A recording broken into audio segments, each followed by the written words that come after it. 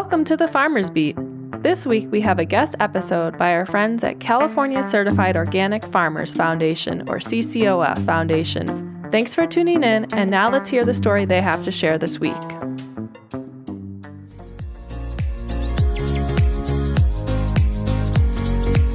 Welcome to Radio Organic, the podcast dedicated to unearthing inspired ideas in organic food and agriculture. We bring professionals from the field together for real-life discussions about the practical techniques to help your business thrive. Brought to you by CCOF, Radio Organic is the conversation about today's organic world. This episode was originally recorded in Spanish. If you'd like to hear the original audio, visit our website at ccof.org/OTI. I'm Larissa Hernandez. I'll be playing the role of Berta Magaña. Thanks to Megan Donovan and Adrian Fisher for interpreting this episode in English. Megan plays the role of Tanya Zuniga, and Adrian represents himself. Hi, my name is Adrian Fisher. I'm the program manager for the CCOF Foundation and the host of today's podcast. This is the final episode of a 4-part series on direct marketing strategies for organic farmers, part of the CCOF Foundation's Organic Training Institute. Find more episodes and resources at ccof.org/OTI. Today we'll talk with Berta Magaña of Magaña Farm and Tanya Zuniga from Kitchen Table Advisors and Terra Farms. Berta Magaña and her husband Heriberto grow organic berries and vegetables on 9 acres in Las Lomas, California, which is in the Monterey Bay region of California. After working for many years as a farm worker, Berta realized her dream of owning her own organic farm. Prior to the COVID pandemic, Berta and her husband sold strawberries primarily to wholesale distributors. With the increased demand for home-delivered farm boxes at the onset of the pandemic, Magaña Farm shifted its marketing strategy primarily to direct-to-consumer sales, with the support of the nonprofit organizations Kitchen Table Advisors and Terra Farms. Tanya Zuniga is a farm business advisor with Kitchen Table Advisors in the Salinas and Watsonville regions of California. Kitchen Table Advisors boost the economic viability of small farms and sustainable ranches through hands-on business advising and relationship building. As Berta's farm advisor, Tanya has supported Magaña Farm in its transition from wholesale marketing to direct-to-consumer marketing strategies. Today we'll hear how the shift in marketing strategies not only strengthened Berta's farm business, but also strengthened the farm's ties to family and community. Berta and Tanya, thank you so much for joining us today on Radio Organic. It's great to have you with us. Hello. Hi, Adrian. Thanks for the invitation. So we're going to start with Berta. Today we're going to talk about your transition from wholesale marketing to direct-to-consumer marketing during the COVID pandemic. We know well that diversifying markets can strengthen a business and that establishing direct-to-consumer markets can be a bit more lucrative. When you decided to switch strategy, what was the first route you took? We looked for stores to sell to directly and looked online to bring the freshest products to consumers. We sell 40% wholesale and 60% we are selling direct. Great. So you expanded and diversified. I mean, you had a combination of marketing outlets where you could deliver and sell your products, right? Yes, delivering to stores, delivering to homes, and continuing to look for new customers to keep growing the business and continuing to sell directly to have a bit more cash flow. Nice. And could you tell us how you grew your produce and if you've changed the crops you grow due to the change from wholesale to direct marketing? Yes. Before, I used to only grow strawberries and zucchini. With the change to direct sales, I had to plant more than 20 different products, different varieties of zucchini, lettuce. Now I also grow blackberries and raspberries, chilies, and tomatoes. There are different kinds of products, and I'm also planning to put in fruit trees so that I can bring fruit to the people who like to buy fruit and not only vegetables. That's great. So really one of the big changes has been to expand the variety as well as the amount of fruits and vegetables that are growing to be able to reach that demand for diversity.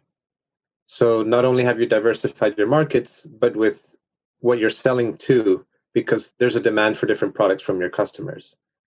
And that's the plan, to keep growing and to keep looking into different products so that people aren't just getting 1 or 2 products, but to deliver many more products through the collaboration I have with other farms. We're a large group, and I'm also responsible for connecting them to know what other products they have. Not only am I selling my products, but I'm helping more farmers to also sell their products or exchange them. They take my product and I exchange with them and they exchange with me. And we're working in a group. It's very nice to share with my colleagues to be doing this. Fantastic. I want to go back a little bit to the change in direct-to-consumer marketing strategy in the CSA boxes with Terra Farm. How did that strategy start? Well, I started with the strategy with the Terraform shops. It was Tanya who invited me to do this Terraform thing, and she connected with me to do the sales. They help us. They do 50%, finding the customers, finding the places to leave the boxes, and we as farmers are in charge of planting different products, packaging them, distributing them along with my family. They support me and help me to be able to do this. We're packing 32 to 35 products. We do it on Fridays for people who like to buy from us, who want to support us. And there's the Terraform page, and we pack every Friday to deliver the produce as far away as we can. We harvest on Friday and deliver on Saturday very early morning. We leave at 6 in the morning to go and take products to their homes. What a nice connection. And since you mentioned Tanya, it seems like a good time to bring Tanya into the conversation and maybe tell us how that introduction between Kitchen Table Advisors and Berta happened. Thank you, Adrian. Look, Berta is one of our first clients here in the region and in general, the entire organization. Our founder, Anthony Chang, met Berta through the work he was doing with another organization in the region and invited Berta to be one of the first farmers to receive our services. Berta has been with us for almost 6 years, and part of the services we offer is to give her advice in all aspects of business management. It's like having a private consultant 24/7, as they say, at your side. Oh, and the work we've done with Berta has been very satisfying. I think the whole organization is happy with the work Berta does, with the values that Berta has, that she shares with us, and with how hardworking, honest, supportive she is. For us, it has been a pleasure to support Berta for the several years here in the region. Fantastic. So they're advisors of different types, right? They're supporting farmers in terms of business and business practices, as well as sustainability practices and farming practices. So it's really a whole package that they provide you, and the emotional support that you know you're not alone and that you have people there with you. Yes, it is, Adrian. I think that is an important part of a business. I think that one of the keys to being successful when you run your own business is to be connected to your community, connected to other farmers, connected to buyers, connected to organizations as well. So that is part of the work we do as well. We help Berta be connected to the people or businesses or agencies or organizations that she needs to be connected in order for her business to be successful. Excellent. Well, it's so key that there are groups like you helping out farmers and Berta in those ways. And Berta, let's get back to you. Now that you have the support from Kitchen Table Advisors and you have this relationship and all of your best practices, you're basically a veteran with all these experiences. What are the biggest challenges that you've had to make when you switched to direct-to-consumer sales? I mean, you've adapted. What did you struggle with and what did you like? What did you enjoy?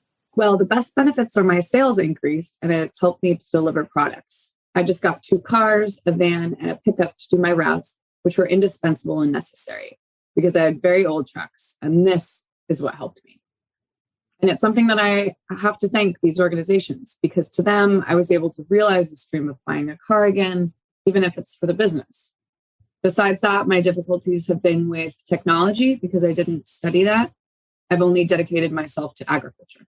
But I found that people help me with the technology. For me, my daughters, my son, and with the organization that I'm with, Tanya and Laura, I've had a lot of support from different people. And now I'm meeting you, and I thank you for inviting me here to be with you. Of course, happy to have you with us. There are always big changes and a lot of benefits and challenges. And with these changes, you mentioned your family. I'd love to know a little bit more about how these changes helped expand or enhance your family's role on your own farm, because we're all involved.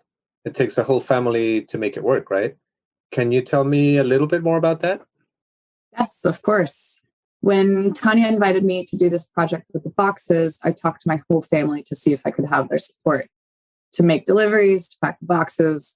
Not harvesting though, because they all have their jobs, but I have to ask for their support to pack and distribute the boxes. And my son, I have 1 son and 3 daughters. The women help me pack, and my son maintains my tractors, my cars.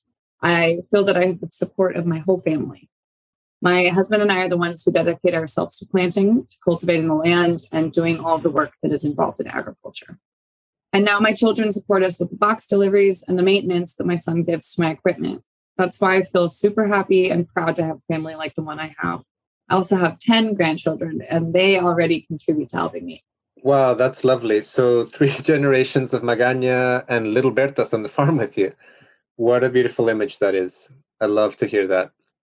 And of course, it's a lot of work in dividing up all the different tasks. You have employees then who do the harvesting for you. You prepare everything, you work with them, and then the distribution part, coordinating many hands at very precise moments so that everything is running properly and that it arrives at the houses fresh and in good condition. Tanya, maybe you can tell us a little bit more about this division of work and what we're talking about, right? Berta just told us about the responsibilities that Magaña Farms has in terms of preparing the product and packaging everything. But from there, Terra Farm, and before preparing the market, has a lot of responsibility. Can you tell us a little bit about that? Yes, of course, Adrian. I think something important to also add to the question of how her children have taken on more formal roles in Berta's business is the fact that they take on a lot of responsibility for communications. When we talk about direct-to-consumer marketing systems, we have to understand that the time we're going to spend on communications is much greater. And when we talk about communications, I'm talking about making calls, right? Emails that go back and forth, having time to send out updates as well. Even beginning to talk about starting social media accounts on Facebook and Instagram. Why? Because it's key for business. For direct-to-consumer marketing to be successful, communication is key.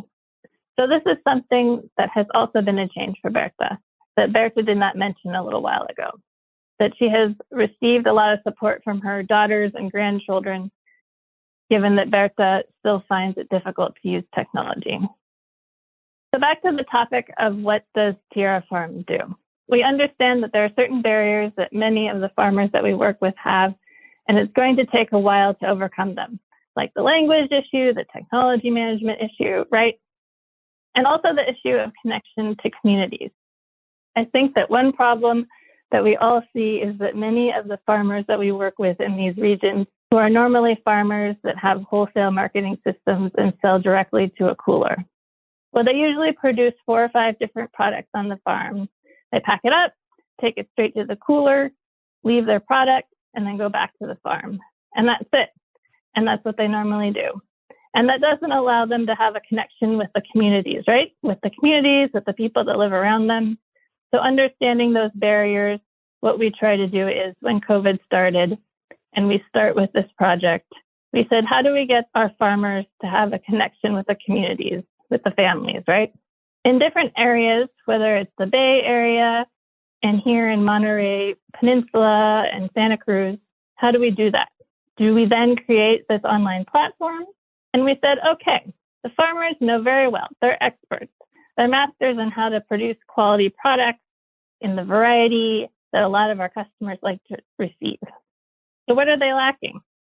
The technology part, the communication with customers. So we started thinking, and we created a platform where farmers have the opportunity to sell products to communities in the Bay Area. And what we did as Terra Farm, we said, okay, we're going to create the platform. And now the other missing piece is to look for customers. So we take care of looking for clientele. We look for people and families that want to buy direct from these farmers, and the platform allows these families to choose what they want to buy every week, depending on what Berta makes available. They pay with a credit card or with PayPal, and the payment goes directly to the bank accounts of Berta and the other farmers that we work with in the project. We take care of the customer service part, right? Which is frequently something many of the ranchers and farmers we work with don't have the time or the staff to manage. So basically, we help them with the online platform so that families can buy and pay in a more friendly, fast and easy way from our farmers like Berta. And we also take care of the customer service part. If there are complaints, if there are questions, we take care of answering them. And we also try to put together activities that connect our farmers with these families. For example, we put up Instagram and Facebook pages. We also have the website that we're always working on, refreshing the information column. We put together a magazine a little publication we send out weekly with news from the farmers. And we also put together farm tours so that people can visit Berta and other farmers and get to know up close how these farms work. Okay, wow, that's a lot. Great.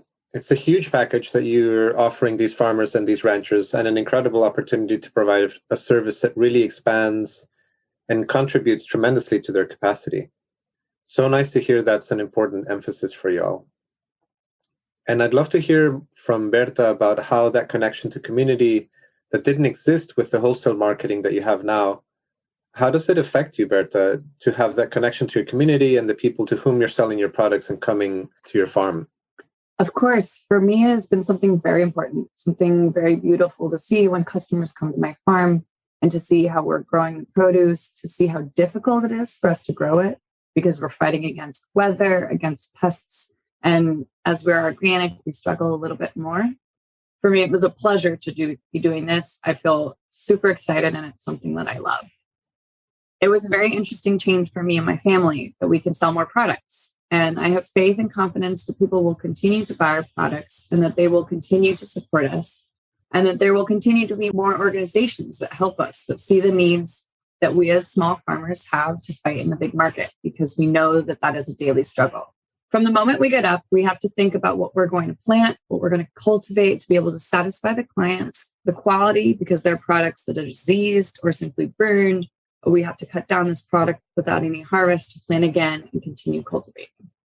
We don't want our spirits to drop. We want to keep working very hard every day because, from 6 a.m, we are already at the farm and we don't leave sometimes until it gets dark.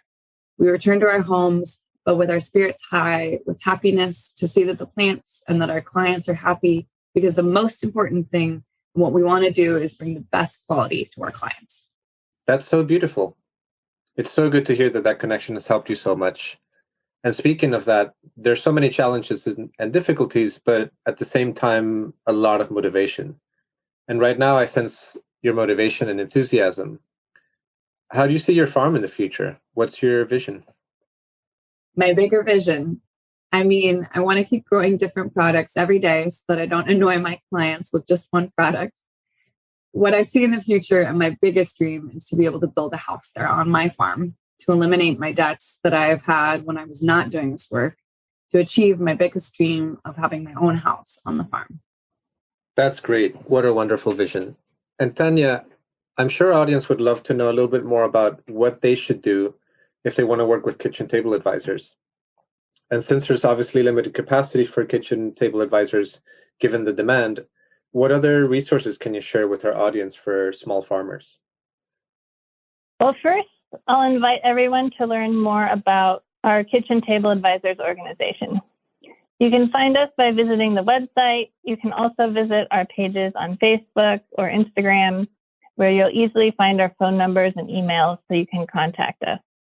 80% of our staff is bilingual, so we speak mostly Spanish and we also speak English, so feel free to call us. You don't need to worry about looking for someone to translate for you. It's important to know that we offer services not only in market access, we also work on the issue of access to land and access to capital. And much of the success of our work has to do with working in collaboration with other organizations here in the region. Organizations like FarmLink, organizations like ALBA, organizations like CCOF as well. And we work with government agencies like FCI, as well as NRCS, and also the RCD here in Monterey.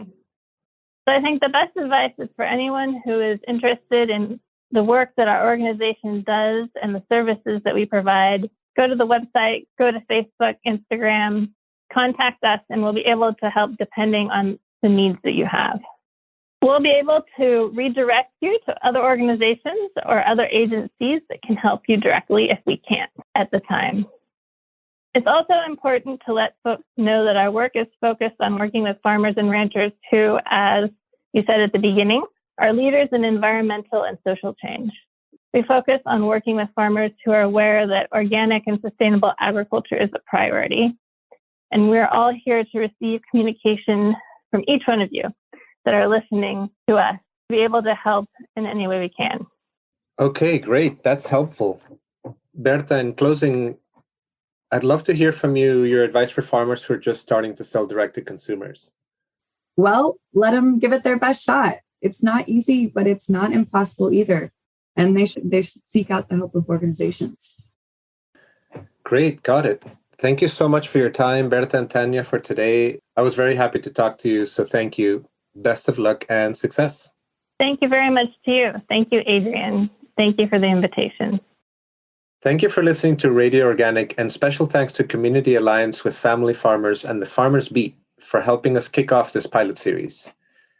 As we wrap up our final episode in this series, we would love to hear your suggestions for future broadcasts.